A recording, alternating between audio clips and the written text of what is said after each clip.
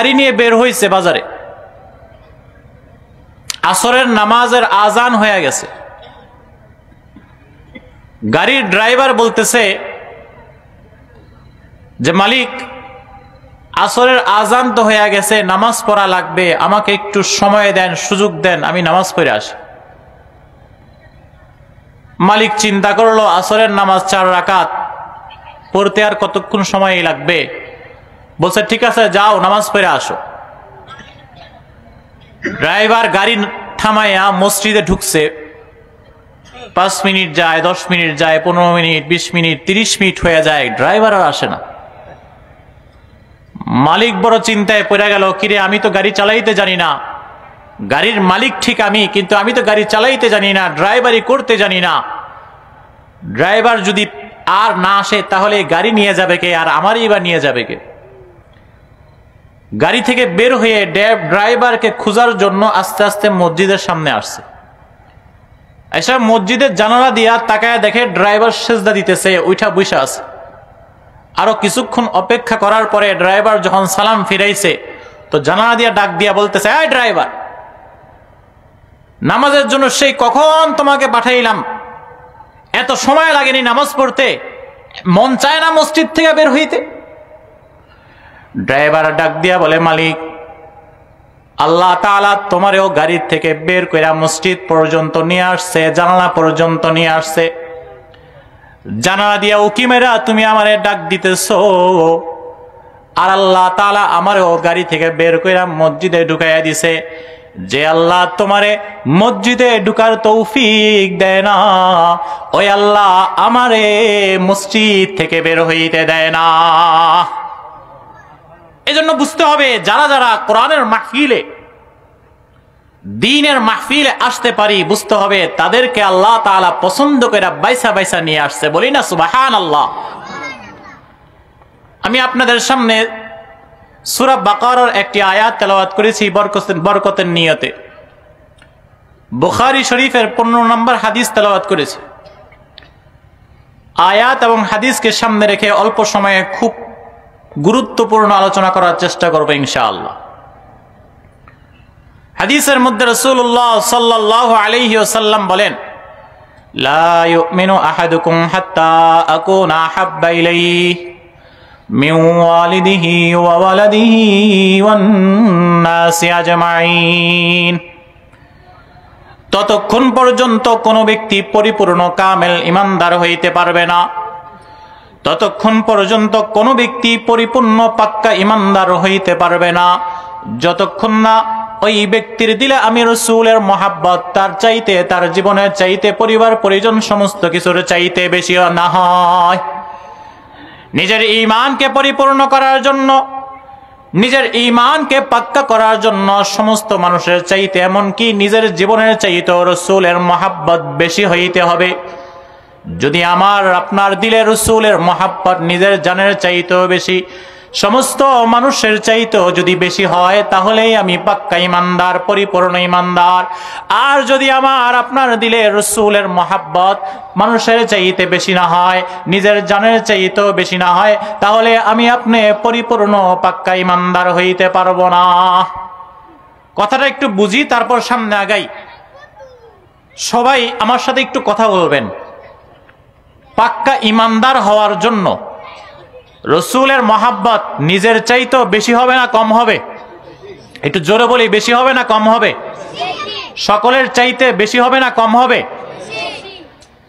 হযরত ওমর রাদিয়াল্লাহু তাআলা আনহু রাসূলুল্লাহর দরবারে যায় বললেন, ইয়া রাসূলুল্লাহ, ইয়া হাবিবাল্লাহ, আমি আপনাকে দুনিয়ার সমস্ত মানুষের চাইতেও বেশি ভালোবাসি, আমি আপনাকে আমার পরিবার পরিজন ছেলে সন্তানের চাইতেও বেশি ভালোবাসি। রাসূলুল্লাহ বললেন, ওমর, চিন্তা করে বলো, তুমি তোমার জানের চাইতেও বেশি আমি নবীকে ভালোবাসো কিনা? ওমর রাদিয়াল্লাহু তাআলা আনহু জবাব দেন, না ইয়া রাসূলুল্লাহ, আমি আমার জানের চাইতেও বেশি আপনাকে ভালোবাসি না। রাসূলুল্লাহ বলেন, ওমর, যতক্ষণ তুমি তোমার জানের চাইতেও বেশি আমাকে ভালো না বাসবা, যতক্ষণ তোমার জানের চাইতেও বেশি আমি রাসূলের মহাব্বত বেশি না হবে, ততক্ষণ পর্যন্ত তোমার ঈমান পরিপূর্ণ হবে না।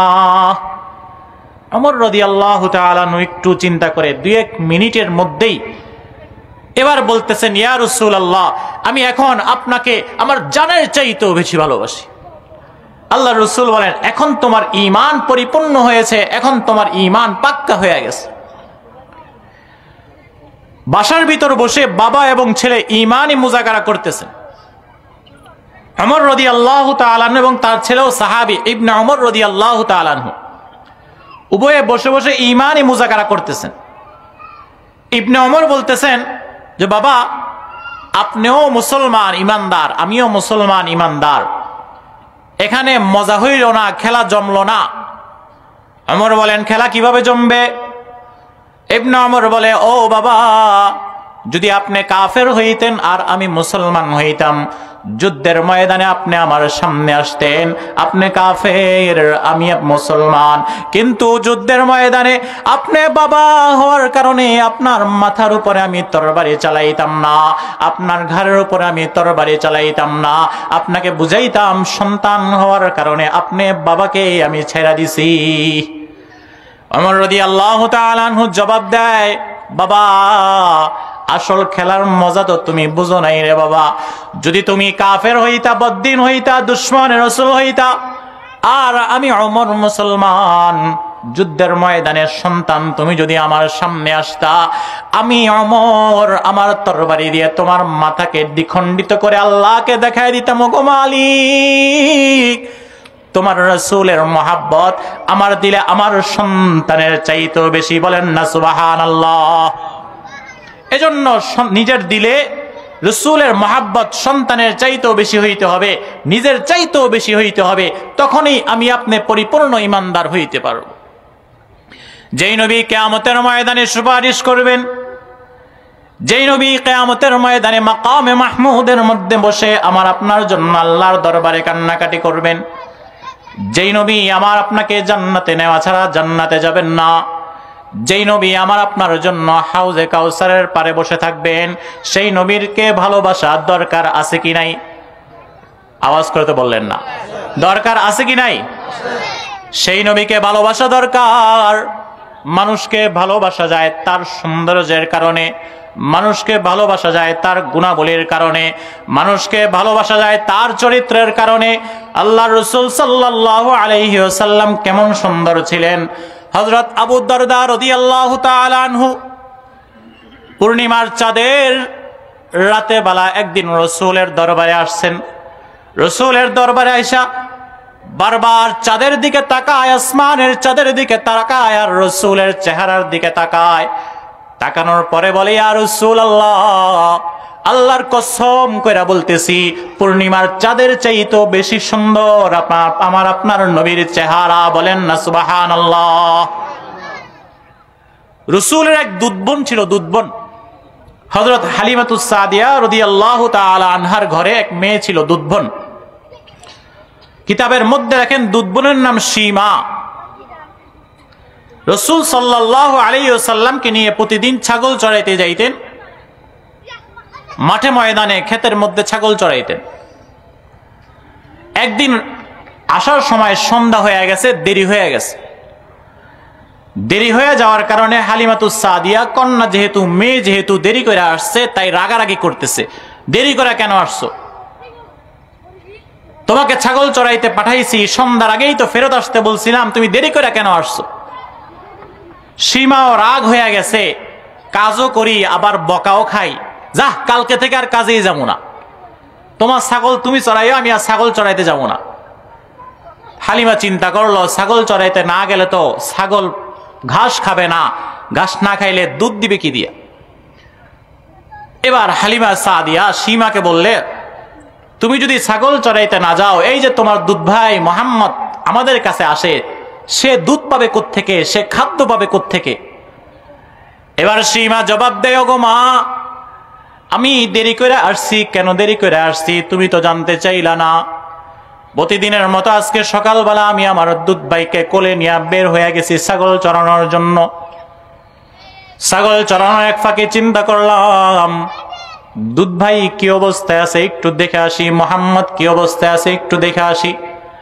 এবার আমার দুধ ভাইকে আমি কোলের মধ্যে নিয়েছি, নেওয়ার পরে যেই না চেহারা থেকে কাপড়টা সরাইয়া আমার নজরটা চেহারার মধ্যে পড়ল, সাথে সাথে মনে হইল এত সুন্দর, এত মায়াবতী, এত সুন্দর চেহারার মানুষ আল্লাহ তাআলা দুনিয়ার বুকে আর সৃষ্টি করে নাই।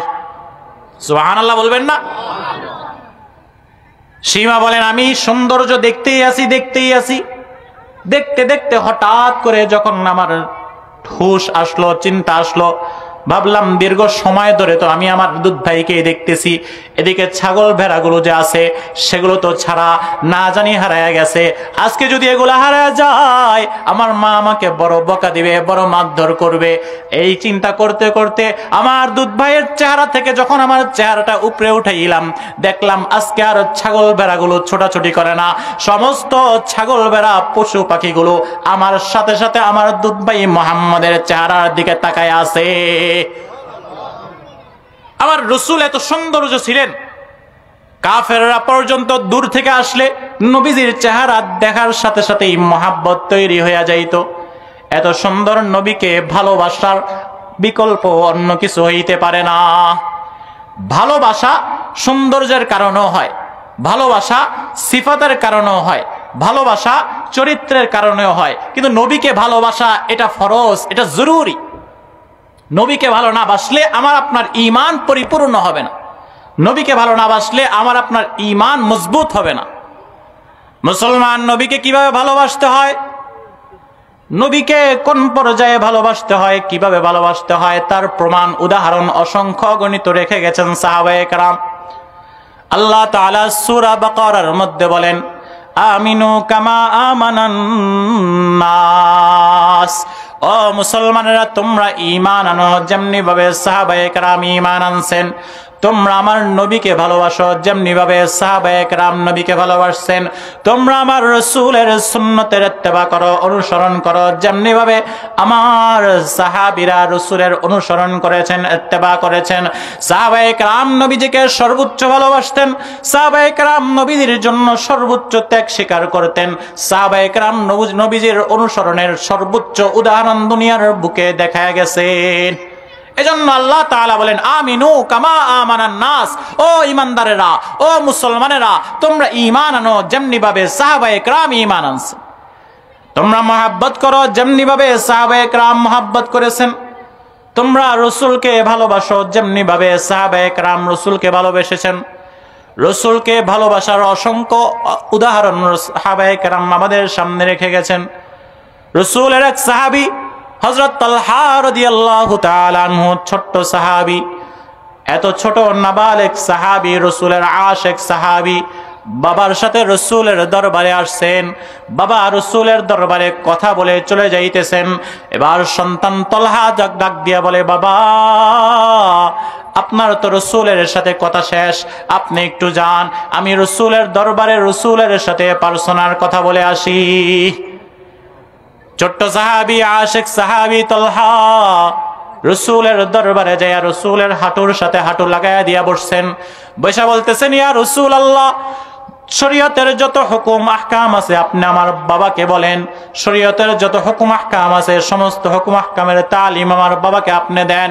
আপনি আমার বাবাকে হুকুম করেন, আদেশ করেন, আমাকে তো কোনো হুকুম আহকাম করেন না, আমাকে তো কোনো আমলের কথাও বলেন না।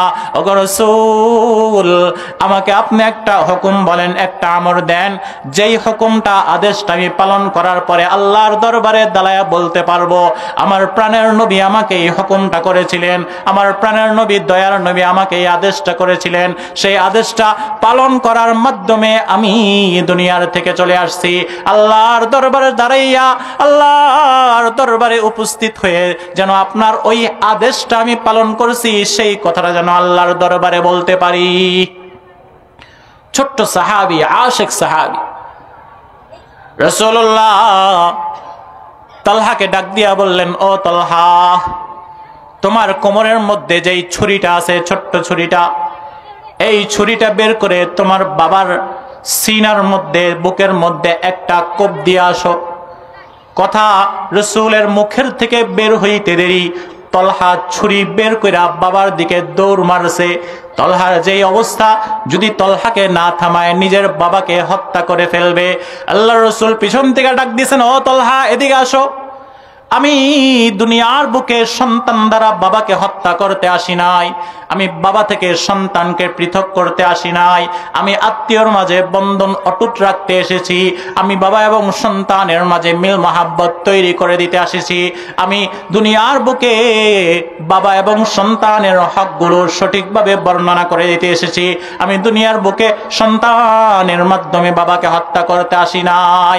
আমি তোমাকে পরীক্ষা করেছিলাম, আমি দেখতে চাইছিলাম তুমি ছোট্ট সাহাবী আমার হুকুম পালন করো কিনা, আমার দিলে আমার ভালোবাসা তোমার দিলে কি পরিবার আছে। যাও, তুমি পরীক্ষায় পাশ করছো, চলে যাও।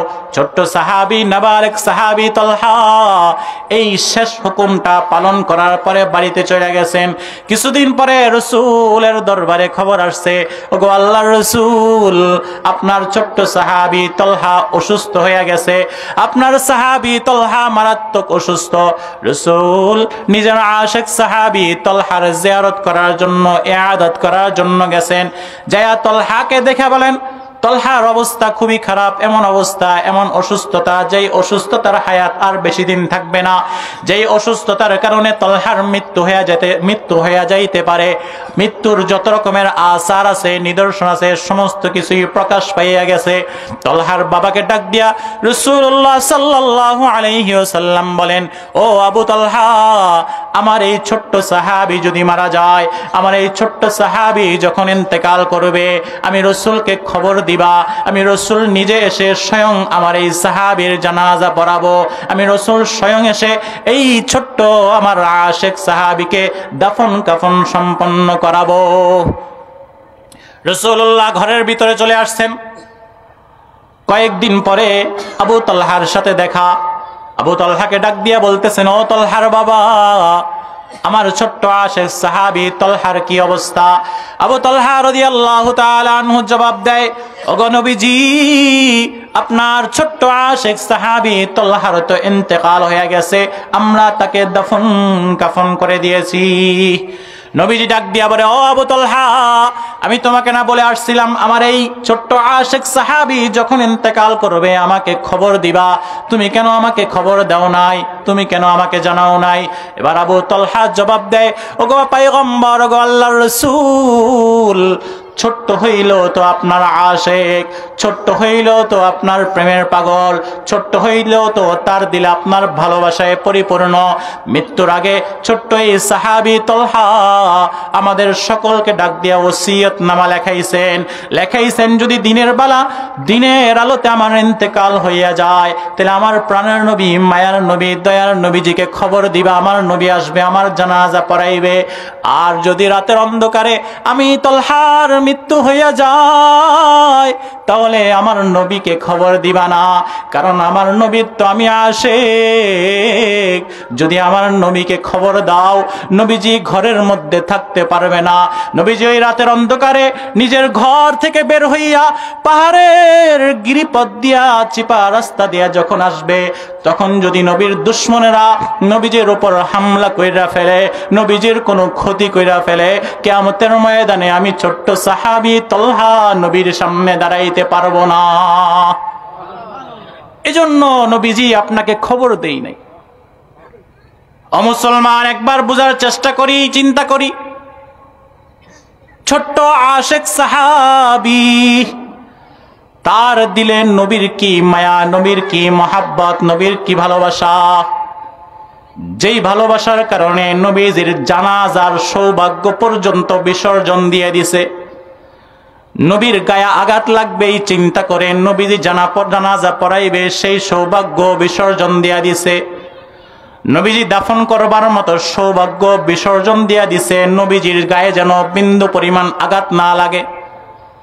আজকে দুনিয়ার বুকে নাস্তিক, মুরতাদ, গুস্তাখে রাসূলরা নবীজিকে নিয়ে মাঝে মাঝে কঠোরপন্থী কথা বলে, মাঝে মাঝে গোস্তাকি করে, বেয়াদবি করে, আমরা বিন্দু পরিমাণও চিন্তা করি না, দিলের ভিতরও কষ্ট লাগে না। আমাদের বাচ্চাদেরকে নষ্ট করার জন্য শিক্ষা সিলেবাসগুলা প্রাইমারি থেকে শুরু করে হাই স্কুল, কলেজ, ভার্সিটি পর্যন্ত সমস্ত শিক্ষা সিলেবাসে রসুলের জীবনী রাখা হয় নাই, সাহাবীদের জীবনী রাখা হয় নাই।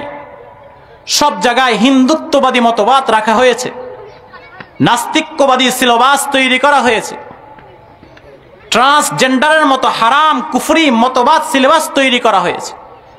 আমার সন্তানদের দিলে, আমার ভাইদের দিলে যেন রসুলের মহাব্বত পয়দা না হয়। যদি রসুলের মহাব্বত পয়দা হয়ে যায় তাহলে তো সে সমাজের সবচেয়ে শ্রেষ্ঠ সন্তান হয়ে যাবে। যদি রসুলের সুন্নতকে আঁকড়ায় ধরে তাহলে তো সে সমাজের সবচেয়ে ভালো মানুষ হয়ে যাবে। যেন এই সমাজ বরবাদ হয়ে যায়, এই উঠতি বয়সী যুবক বাচ্চাগুলো যেন নষ্ট হয়ে যায়। নাস্তিক্যবাদ লালনের মাধ্যমে সে যেন ঈমান বিধ্বংসী মতবাদের উপর প্রতিষ্ঠিত হয়ে যায়। এই ষড়যন্ত্রের মাধ্যমে সিলেবাসকে সাজানো হয়েছে। মুসলমান কোরআন সুন্নাহ পরিষদের এই মঞ্চ থেকে বলতে চাই, আগামী প্রজন্মের ঈমানী চেতনাকে রক্ষা করার স্বার্থে, আমি আগামী প্রজন্মের যুবকদের দিলে রসুলের মহাব্বত বৃদ্ধি হওয়ার স্বার্থে, আগামী প্রত্যেকটি মুসলমান যুবককে রসুলের আশেক বানানোর স্বার্থে বাংলাদেশের জাতীয় শিক্ষা সিলেবাসে নাস্তিক্যবাদ নামক বাতিল মতবাদ থাকতে পারে না। বলেন ঠিক না ঠিক?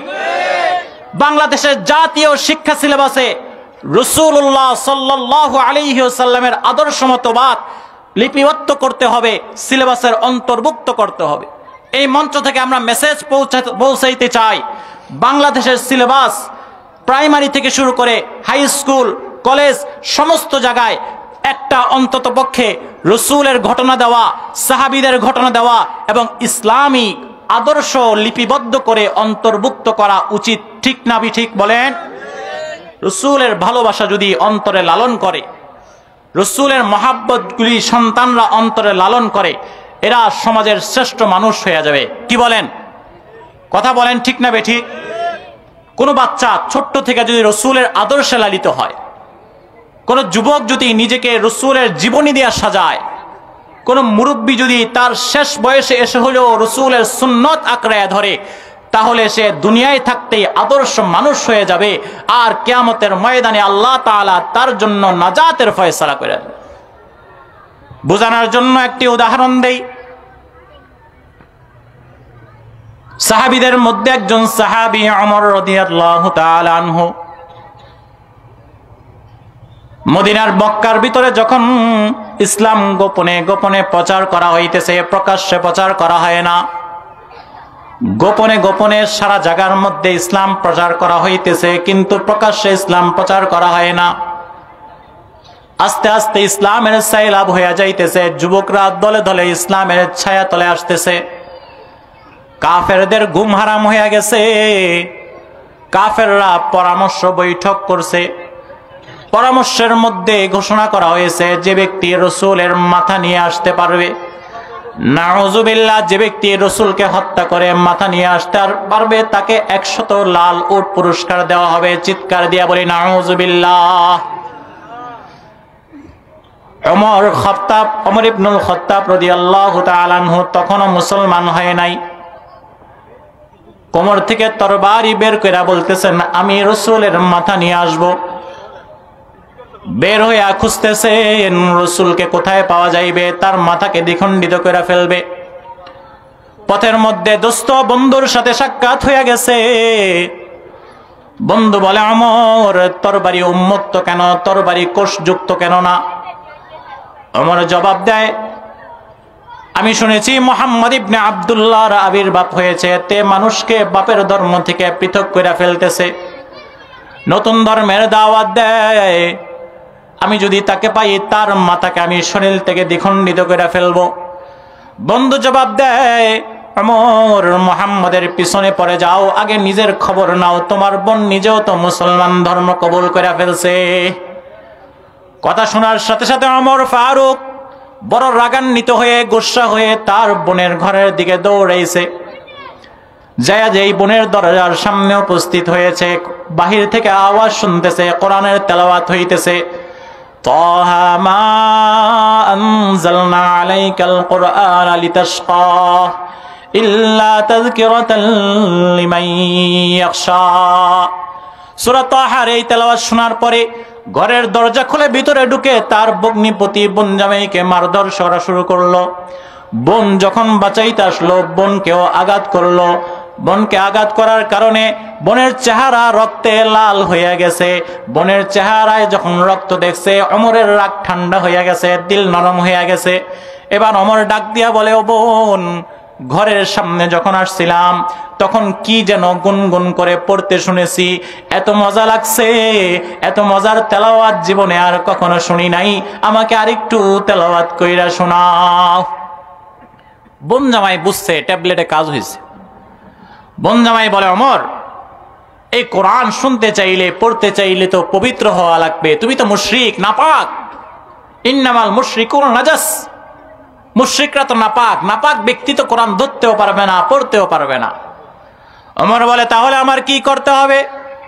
বলে, যাও আগে গোসল কইরা আসো, ভালো করে ফ্রেশ হয়ে আসো। ফ্রেশ হয়ে আসার পরে ভগ্নিপতি বলতেছে, চলো এবার রাসূলের দরবারে তোমাকে নিয়ে যাই। দরবারে রাসূলের ভিতরে সবাই আতঙ্কিত, কখন না যেন হামলা করে। ঘরের ভিতরে টোকা লাগছে। জিজ্ঞাসা করা হয়েছে কে? জবাব দেয়, আমি ওমর। হামজা রাদিয়াল্লাহু তাআলা আনহু, রাসূলের চাচা। রাসূলের চাচা জবাব দিয়ে ডাক দিয়া বলে, ইয়া রাসূলুল্লাহ, আমাকে আদেশ করেন, আমি আজকে ওমরের মাথাকে দ্বিখণ্ডিত করে ফেলবো। রাসূলুল্লাহ বললেন, হামজা, ও আমার চাচা, ওমরকে আসতে দাও, দেখি ওমর কি বলে। দরজা খুলে দিছে, ওমর ভিতরে ঢুকে গেছে। রাসূলুল্লাহ ওমরের সিনার ভিতরে থাপ্পড় দিয়া ধইরা বলে, ও ওমর, এখনো কি সময় আসে নাই ঈমান আনার? এখনো কি সময় আসে নাই আল্লাহর দরবারে সিলিন্ডার করার? এখনো কি সময় আসে নাই আল্লাহর দরবারে কালিমা পড়ে মুসলমান হইয়া যাওয়ার? ওমর জবাব দেয়, ইয়া রাসূলুল্লাহ, ইয়া হাবিবাল্লাহ, আমি আজকে এখানে আসছি কোনো প্রকার বদলা নেওয়ার জন্য না। আমি আজকে এখানে কোনো প্রকার বিদ্বেষ লালন করতে আসি নাই। আমি আমার নিজেকে আপনার দরবারে সঁপে দিয়ে কালিমা পড়ে মুসলমান হইয়া যাইতে আসছি। বলেন না সুবহানাল্লাহ।